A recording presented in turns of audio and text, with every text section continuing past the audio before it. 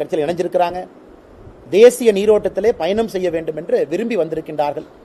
அதனால் அண்ணன் சரத்குமார் அவர்களை மறுபடியும் வரவேற்று, அகில இந்திய சமத்துவ மக்கள் கட்சியினுடைய தலைவர்கள் தொண்டர்களை மறுபடியும் வரவேற்று, இது பாரதிய ஜனதா கட்சியை இன்னும் பெரிதாகி இருக்கிறது, நம்முடைய குடும்பம் இன்னும் பெரிதாகி இருக்கிறது.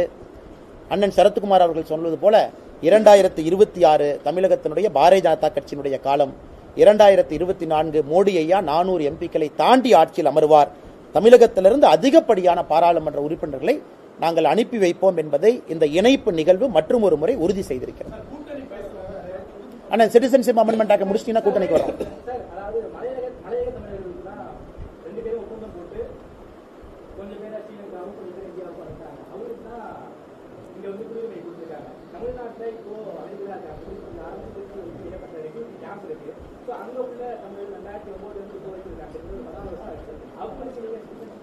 பாரதிய ஜனதா